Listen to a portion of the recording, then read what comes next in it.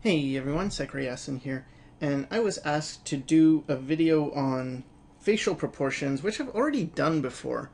Someone thought it might be a good idea for me to redo it, but instead I thought it might be more helpful if I just covered common mistakes that I see people doing when drawing the face.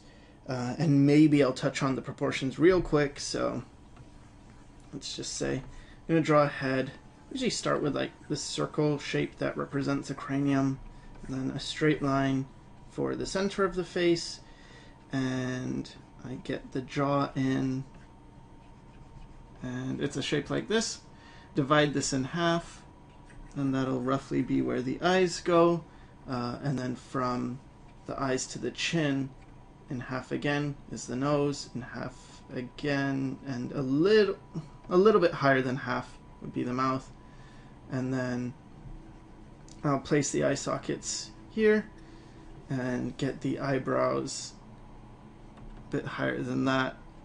And then if I'm doing a guy, I get the hairline maybe halfway or above, and if it's a girl, usually above halfway from the top to the eyes is where the hairline is, and that's the basic proportion. And then the ears rather go from the bottom of the nose to the top of the eyebrows, and it's not like, okay, so the bottom of the ear is here, right?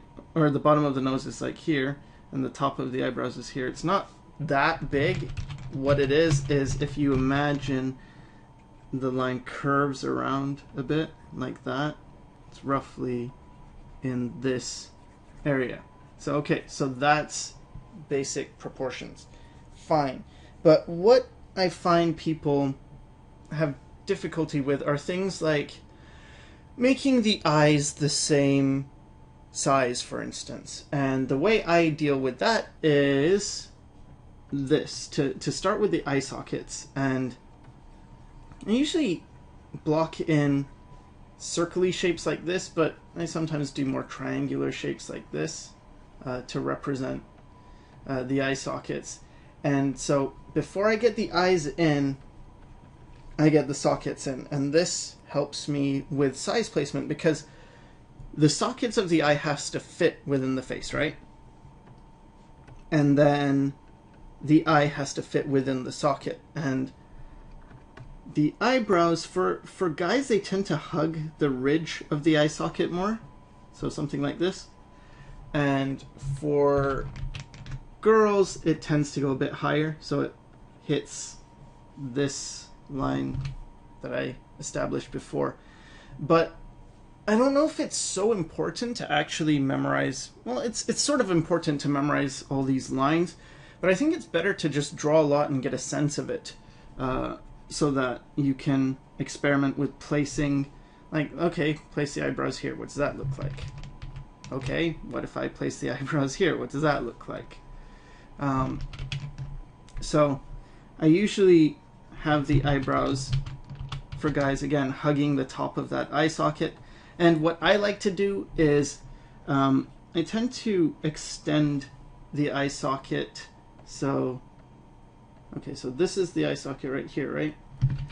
And then I tend to go around and treat the eyebrow as if it's following some kind of rhythm that's in line with the eye socket. And if you look at eyes, it kind of is that way, where, let me just do a quick eye. So this is where the nose would be here. And what I'm talking about is this rhythm. See, around here, it comes up, and then it goes around and like this. So you have this rhythm that the eye socket follows. And for me and my style, I sort of exaggerate that by actually doing this. Like, I'll create this line, and that's my own personal, I guess it's like my signature. I don't see anyone else doing it, and it's sort of what I started doing to just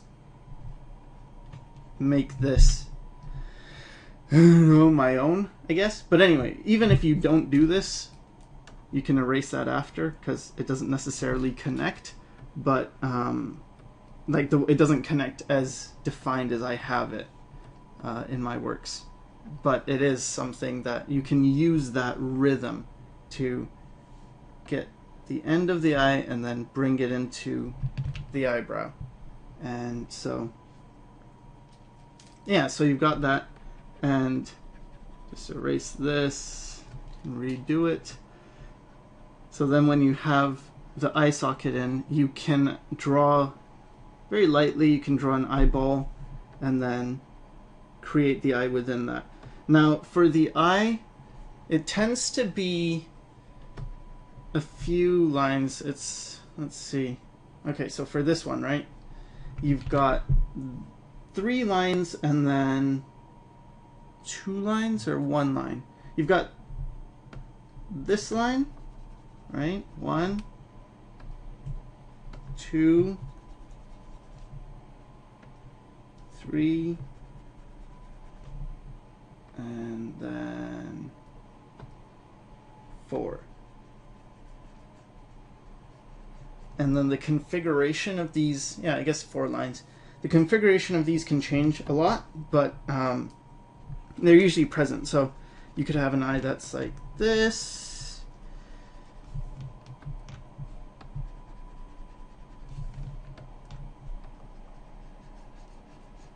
or an eye that's maybe more like this.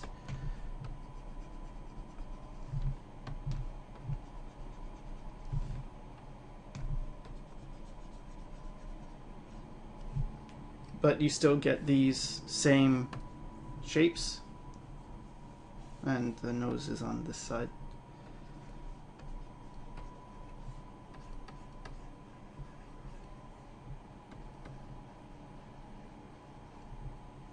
So now how do you make sure the other eye is the same? Well, the way I do it is I just see these points and I draw a line straight across. So to be able to do this, you need to be comfortable with drawing straight lines across. And this is something you can practice. And the way you practice it is you just have a page and you draw the horizontal line and you try and draw lines in between and try and keep them parallel. And with practice, you can get pretty good at this. And for me, I'm using my arm movement. If I was just using my fingers and I was drawing, it would look something like this. And that might be what your lines look like. But see, it's not that smooth and fast. But if I use my elbow and shoulder to draw, then boom, I can get much straighter lines. So this is one of the reasons I always recommend people, use your arm to draw. Because it's just easier. You get stuff like that down. So anyway, I go across and I look for points. So one point is, so this, first of all, this initial guide is basically saying what is the top and the lowest and the highest points. And then you want to look at the corners. So where's the corner? So in this one, the corner is here. So I carry that over and I put the corner there.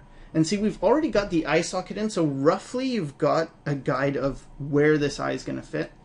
And then we've got the top part connecting up here, and you've got this angle. See here? This is an angle, and this would be the angle of this, or the angle of this. And then you do the opposite, right? So like that.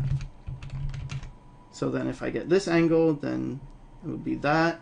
And then you get this corner right here, or right here, and get that across, and then connect that, and look at how wide this is, and draw that wide. And usually there's an eye width in between the eyes, and bring that swoop down, and there. So now I've got 2 similar sized eyes, and I can do the same for the eyebrow. Bring this across, and then see, okay, so where is this in relation, like where is this corner in relation to the corner of the eye? Well, it's a little bit in front, like that, closer to the nose. So, boom, go across, see where that is, a little bit in front, put it there. And then where's the top point? Right there. Get that in, and then the bottom is right there. And that has that curve, so this gets it, that curve. And there, so that's how I find the placement of the eyes. Alright, now the same thing that applies to the eyes applies to the mouth. So if I want to make sure the mouth is even, and just find the corners of the mouth, and I go across and I find the other corner of the mouth, and that's that. And what else? Another thing that people kind of have a problem with, but I wouldn't say it's a proportion mistake, it's not even really a mistake, it's just a way of thinking, and that is to understand that when you do this, like, okay, so here's the bottom of the face, right? This. And the thing is to think of it like it's the way I just did it, which is flat. And it's not, because if you really think about it, okay, here's a chin, right? So put your hand on your chin and notice how far forward it is. And then when you go back here to the back of the jaw, this is really close to where your ear is, which is further back, like a lot further back than your chin. So when I draw, what I try to do is I usually darken it at the chin area and then sort of fade off as I go that way, because this is going back in space, and then at this point this line is not going to be as defined as this line. I don't know if that makes sense. I hope it does. It's a minor thing, but it's the same thing as, I don't know, when you draw like a tree, right? If you just draw things like this, it's like, wow, this is a tree, and then you might have branches and stuff. And that's one way of going about it. But if you start to really think about a tree, think about how a tree feels, imagine running your hand over the trunk of a tree, then, at least for me, when I draw, thinking that my line takes on this different feel. See, it's sort of like bumpy, like a tree bark texture. So I find the same thing when I think of this being further back in space than this. And you could do the same with the mouth, where it's sort of wrapped around on this muzzle shape, right? And I do get that what I'm drawing right now is very much in my own style. Sorry, the more I draw, the more it's like hard to get out of my style, but let's just do the same thing with a bit more of a squared off chin. So the same thing applies. You'll notice when I draw, as I get closer to the chin, I define that more, and as I get closer to the back of the jaw, I lose, or I loosen up on how hard I press. And another way of thinking of it is you can get this area of the cheekbone, and you can bring that towards the front, like so. It's easier on this squared off face. You can sort of get this going, and then this part is facing towards us, right? Like this is sort of facing, this is one plane, and it's, if you put your hand on it, it's sort of flat. I mean, you got your mouth muzzle thing we talked about going around, and then this part goes back in space, and so that creates like the planes of the face, and this part is coming back in space as well, and then this is more flat again, and then this is going back, and then your eye sockets are sort of on this flat plane, right? Like all this is more flat. So it's another way of just thinking. When you change how you think, you change how you draw. They tend to go hand in hand.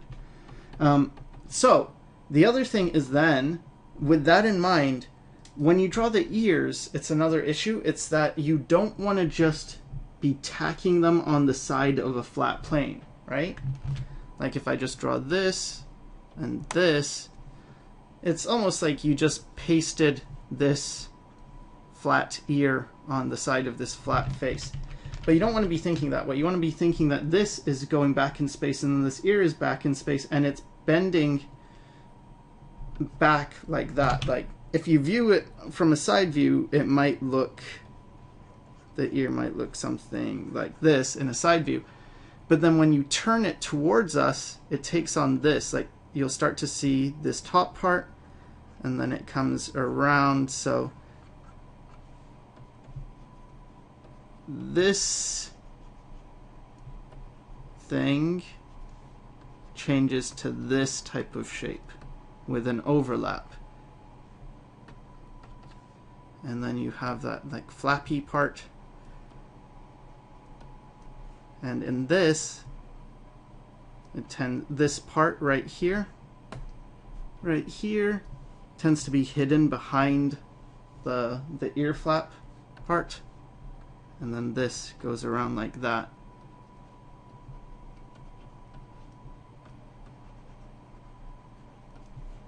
And so you see how the shape changes because it's facing towards us, right? So you want to get that when you draw the ears. And people's ears are different. Like, of course, you can have ears that are a bit more curved outwards like that. But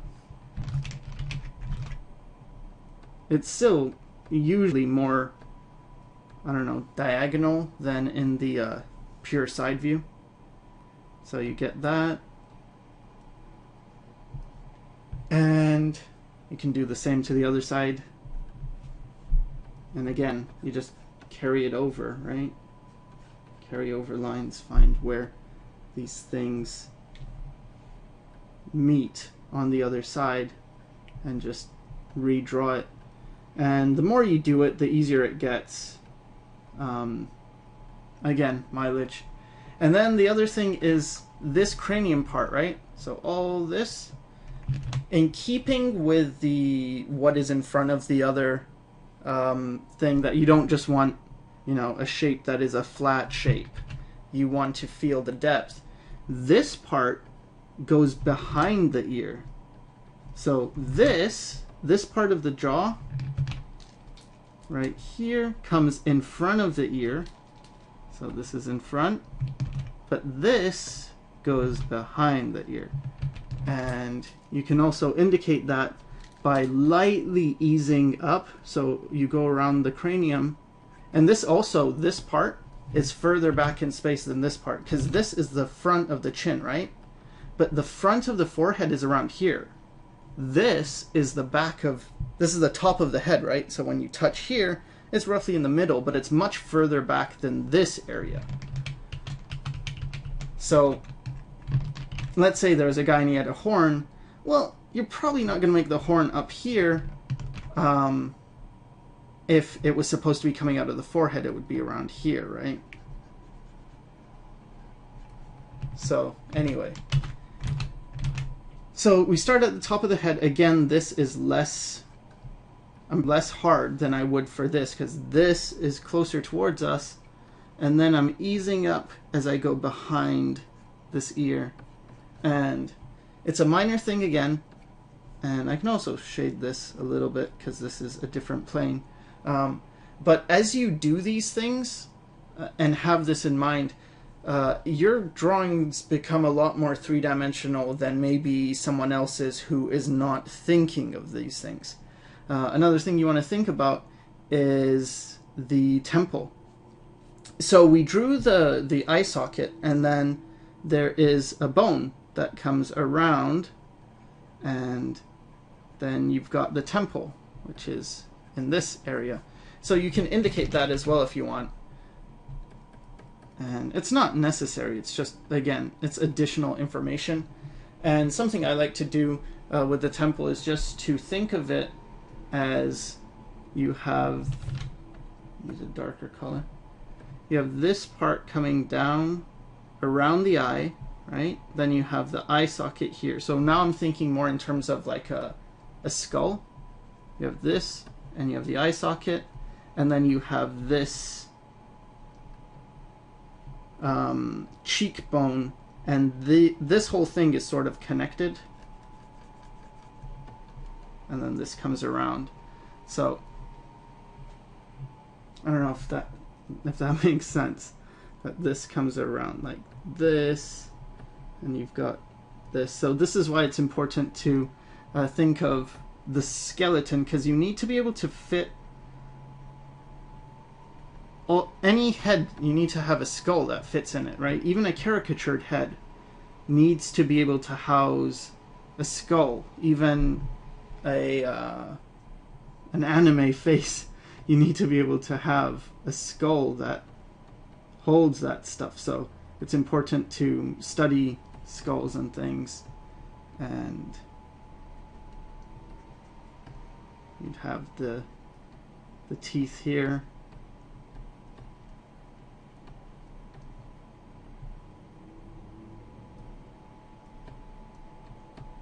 So yeah.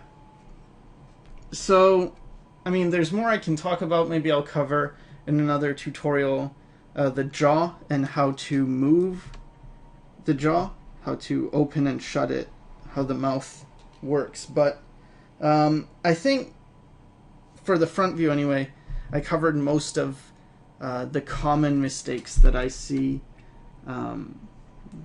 Fix that skull, because that's not exactly how it would be.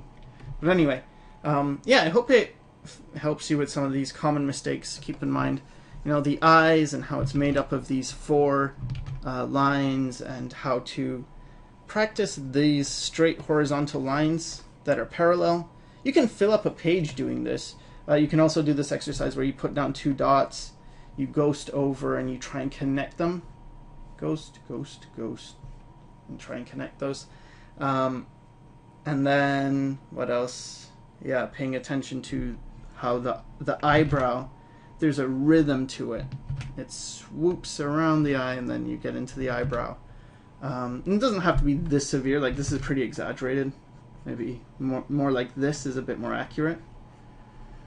And then the ears and the jaw, and paying attention to how certain things come in front of other things and other things go behind. And it will, if you think about it, I'm pretty sure it'll change how you draw and how much pressure you put down.